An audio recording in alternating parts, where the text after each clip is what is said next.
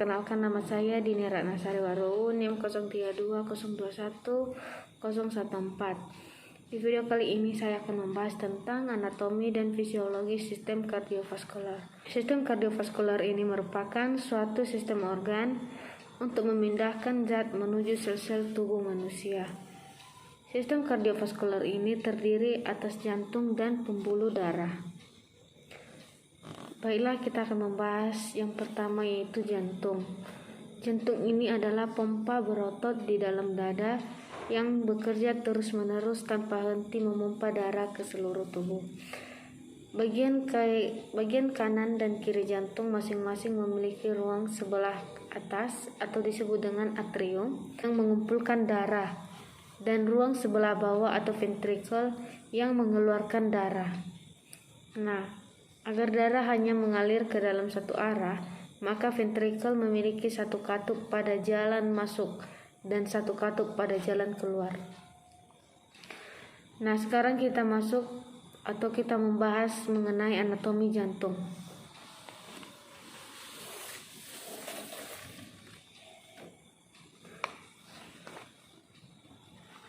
Dapat kita lihat pada gambar, inilah gambar jantung. Inilah gambar jantung, di mana di dalam jantung terdapat bagian-bagian tertentu. Yang pertama yaitu atrium dextra atau serambi kanan. Dapat kita lihat pada gambar, inilah yang disebut dengan atrium dextra. Atrium dextra ini memiliki lapisan dinding yang sangat tipis, rata-rata sekitar 2 mm, terletak agak ke depan dibanding ventricle dextra atau atrium sinistra. Juga terdapat di bagian sini terdapat atrium sinistra. Inilah gambar atrium sinistra. Atrium sinistra ini memiliki lapisan dinding sekitar 3 mm, sedikit lebih tebal daripada dinding atrium dextra.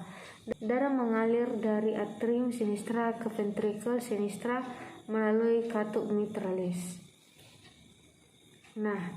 Sekarang kita masuk pada ventricle dextra. Inilah yang disebut dengan ventricle dextra, di mana memiliki lapisan dinding yang tebal sekitar 4-5 mm. Ventricle dextra ini berbentuk bulan sabit atau setengah bulatan. Bentuk bulat sabit atau setengah bulatan ini juga merupakan akibat dari tekanan ventricle sinistra yang lebih besar daripada tekanan ventricle dextra. Di sini juga terdapat ventricle sinistra yang memiliki lapisan yang sangat tebal daripada ventricle dextra. Tebalnya 2-3 kali lipat dari ventricle dextra. Tebal ventricle sinistra saat di diastole sekitar 8-12 mm. Setelah membahas atrium dan ventricle, sekarang kita membahas tentang aorta. Inilah aorta yang disebut dengan aorta, di mana aorta ini merupakan arteri terbesar yang terhubung dengan bilik jantung kiri. Aorta ini berfungsi membawa darah yang mengandung zat oksigen dari bagian ventricle kiri sampai ke seluruh tubuh manusia. Baik, setelah itu kita masuk pada vena cava superior. Inilah yang disebut dengan vena cava superior, di mana merupakan vena besar yang ada di dalam tubuh manusia. Dan inilah yang disebut dengan vena cava inferior, yang merupakan vena terbesar yang ada di dalam tubuh manusia dan terletak di bagian bawah. Adapun katup yang terdapat pada jantung yaitu katup atrioventricular. Di sini terdapat katup atrioventricular atau disebut dengan tricuspidalis, yang merupakan katup yang terletak di antara atrium kanan dan ventricle kanan. Yang kedua yaitu katup mitral, terletak di sini katup mitral, yang merupakan katup yang letaknya di antara atrium kiri dan ventricle kiri. Setelah itu kita membahas mengenai pembuluh darah.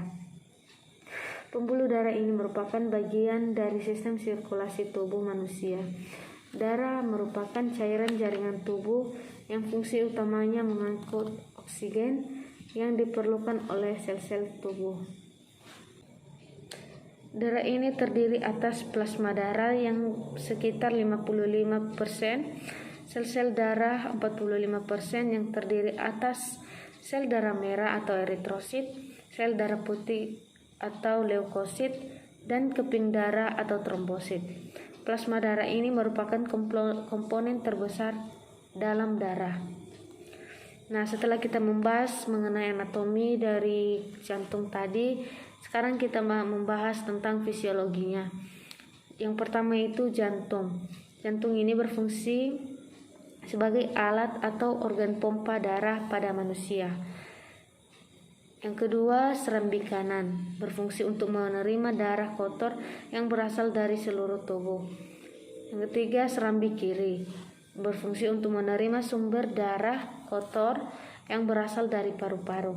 Kemudian bilik kanan, di mana bilik kanan ini berfungsi untuk memompa darah ke paru-paru.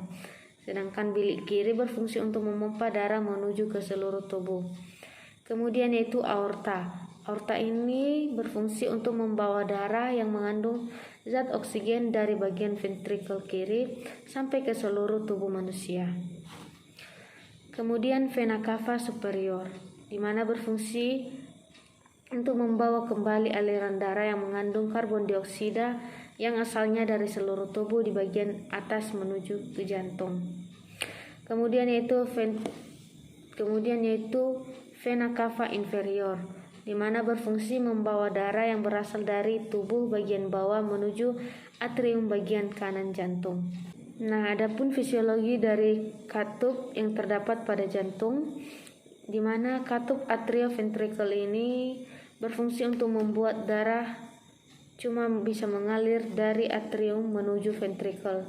Sedangkan katup mitral berfungsi untuk mencegah agar darah yang sudah ada pada ventrikel kiri kembali ke atrium kiri.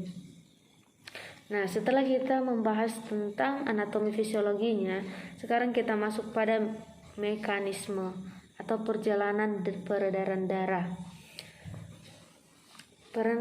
Peredaran darah manusia ada dua sistem, yaitu peredaran darah besar dan peredaran darah kecil. Sistem peredaran darah besar atau disebut dengan sistem di mana dimulai dari darah keluar dari jantung melalui aorta menuju ke seluruh tubuh atau organ bagian atas dan organ bagian bawah. Melalui arteri darah yang kaya akan oksigen menuju ke sistem-sistem organ, maka disebut sebagai sistem peredaran darah sistemik, di mana dari sistem organ vena membawa darah kotor menuju ke jantung. Vena yang berasal dari sistem organ bagian atas jantung akan masuk ke bilik kanan melalui vena cava superior. Sementara vena yang berasal dari sistem organ bagian bawah jantung dibawa oleh vena cava inferior. Nah, darah kotor dari bilik kanan akan dialirkan ke serambi kanan. Selanjutnya akan dipompa ke paru-paru melalui arteri pulmonalis. Arteri pulmonalis ini merupakan satu keunikan dalam sistem peredaran darah manusia karena merupakan satu-satunya arteri yang membawa darah kotor atau darah yang mengandung CO2. Urutan peredaran darah besar ini dimulai dari bilik kiri menuju ke aorta, kemudian ke pembuluh nadi, kemudian ke pembuluh kapiler, kemudian vena cava superior dan vena cava inferior, dan terakhir yaitu serambi kanan. Nah, sekarang sistem peredaran darah kecil atau disebut dengan pulmonal. Peredaran darah kecil ini dimulai dari darah kotor yang dibawa arteri pulmonalis dari serambi kanan menuju ke paru-paru. Dalam paru-paru, tepatnya pada alveolus, terjadi pertukaran gas antara O2 dengan CO2. Gas O2 masuk melalui sistem respirasi dan CO2 akan dibuang ke luar tubuh. O2 yang dimaksud akan diikat oleh darah dalam bentuk hemoglobin oksigen yang terjadi di dalam alveolus. Selanjutnya darah bersih akan keluar dari paru-paru melalui vena pulmonalis menuju ke jantung atau bagian bilik kiri. Vena pulmonalis ini merupakan suatu keunikan yang kedua dalam sistem peredaran darah manusia, di mana karena merupakan satu-satunya vena yang membawa darah bersih. Urutan perjalanan peredaran darah kecil dimulai dari bilik kanan jantung, kemudian menuju ke arteri pulmonalis, kemudian menuju paru-paru, kemudian menuju vena pulmonalis, dan terakhir itu menuju serambi kiri jantung. Jadi begitulah penjelasan dari saya. Terima kasih.